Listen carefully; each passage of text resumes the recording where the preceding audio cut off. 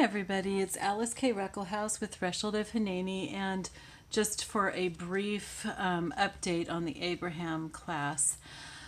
2 weeks ago, my husband was killed in a car accident, and so I've been dealing with that and everything involved in that. Obviously, a lot of grief, and then just a lot of, oh my word, paperwork and everything else. You would not believe how much you have to do when someone dies. It's incredible. I'm still trying to wrap my brain around the fact that my husband's not here. I am going to be taking kind of an extended break from the Abraham study. It takes a lot of work on my part, and so I'm just going to have to set it aside for now because I just am not at a place where I can cope with it mentally or physically with all the extra things that I have to do. And so what I'm going to do is, I haven't decided yet exactly what I'm going to study, but I want to do a Bible study that's lighter and more directed, that I don't have to, that I can follow somebody else's directions on. And so I'm using my new inductive study Bible, and you don't have to have an inductive study Bible to do a study along with me, because I'll be showing you what to do. But we're going to just do something that's a little bit lighter, and probably something that's like super encouraging, because that's what I need right now. And I'm just going to kind of like bring you guys along with me. I do hope that if you're doing the Abraham study, that you'll do this with me. There's something else that I wanted to say. This is really, really important. I want to encourage you, because we've been working in the Abraham study. We've been working on establishing a habit of worship. And I really want to encourage you to continue to work on that, as well as your journaling. And just a little testimony to that from this whole thing that I've been going through with my husband being killed is that he left 2 weeks ago to go up to Maryland. We live in Tennessee, and so it's about an 11-hour drive. And his habit is to stop every hour and a half or so and get out and walk around, pump gas or whatever, stop at a rest stop, get out and walk around and call me. And he didn't call me the first hour and a half. And that doesn't necessarily mean that he didn't stop. He might have stopped, but he knew that on Sundays I take a nap because I'm like so completely exhausted. And so he may not have called that time because he may have thought I was taking a nap. But then after that, he lost control of the car. And so I didn't hear from him. And I got really worried. And after, I don't know, it was like 5 or 6 hours that I hadn't heard from him. And of course, I have no way of getting a hold of him because he's driving. And so I went into my office and I put my headphones on and turned on some worship music and just spent the time worshiping the Lord. And while I was worshiping, unbeknownst to me, there was a state trooper knocking at my door. But I didn't hear him because I was singing at the top of my lungs and I had my headphones on. And God let me get through that entire song. It was Angel Armies by Chris Tomlin, I think. And just, I know who goes before me. I know who stands behind. The God of Angel Armies is always by my side, which was just so appropriate.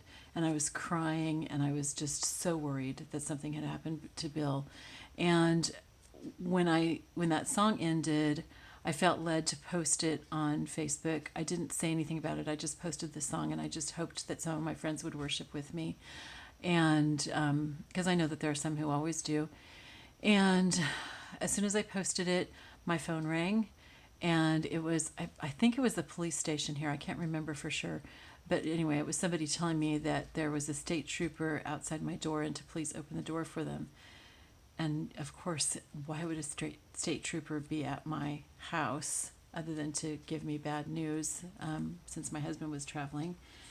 So of course I was just overwhelmed with this sense of dread, but I had just been worshiping. And I think that was so, so, so important that God allowed me, that worship wasn't even interrupted.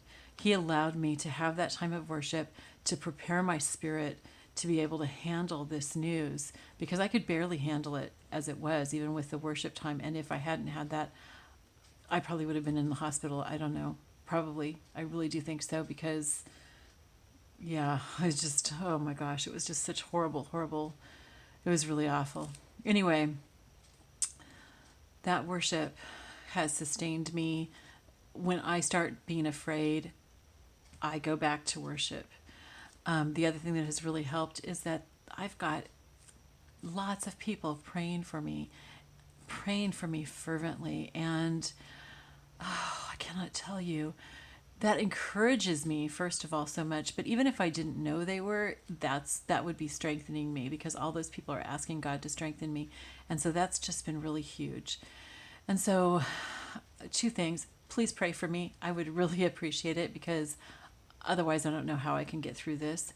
But also, I just want to encourage you. You never know when something's going to happen. Of course, I had no expectation that I was saying goodbye forever to my husband when he left. I have no regrets. We said we loved each other all the time. We held each other tightly before he left, because he was going to be gone for a week. And we were just going to really miss each other, because we were really in love with each other, and we had a really, really good marriage. And seriously, the best marriage I know. There may be marriages that are better, but this was the best marriage I knew. And so we were just going to miss each other. But I had no idea that he was going to get killed, that I was going to lose him.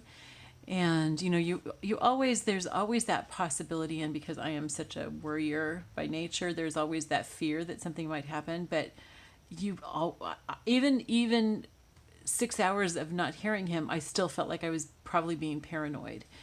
And just worrying needlessly, that just there must be some reason. Maybe his phone battery went out or something. So anyway, you just never know when something's going to happen. And so you just have to have your spirit built up and prepared for that, in worship and prayer. And it makes a big difference. So I really want to encourage you in continuing to build up that practice of worship that we've been working on. And I do hope that you'll join me for whatever Bible study I do. I'm going to start it soon. It'll probably be interspersed a little bit with some of my videos about grieving. I'm not feeling like I need to do those every day anymore, and so it'll just be as I need to, but we'll do the Bible study probably a few times a week. So I'd really love to have you all join me. It would really encourage me to have you commenting and doing this along with me, and letting me know what God's showing you for you, and maybe even He'll show you some things for me. Right now, I'm asking my friends and others to just help build me up to get me through this. I feel like, no matter what good comes of this, nothing is going to make it worth having lost my husband. So let me just get that clear. I'm never going to be able to say, wow, this thing made it worth it to lose my husband. No, that's not going to happen. But if some good comes out of it, then that will make it so it wasn't wasted. And that's really important to me. And I feel like the way that God's building up my spirit through worship, through all these prayers that people are sending up on my behalf, and the time in Bible study and everything, I just feel like God's going to do something really powerful through this. And so I would just appreciate your help in praying for me, in studying the Bible with me, and encouraging me right now, because I need it. And it's really hard for me to ask for things like that. It's not too hard for me to ask people to pray for me. It's really hard for me to ask people to encourage me, but I need that right now. And so just any encouragement you can give me. I love hearing scripture. Send me your favorite Bible verses that you think would be an encouragement in going through this, and that really helps. Songs are really helpful too. And just your words of encouragement would just be so helpful. Anyway, I love you all. I'm sorry that I'm going to have this break. If you're subscribed to my channel, then you'll get notified when I start up the Abraham study again. All right, I love you all. I will talk to you later. Bye-bye.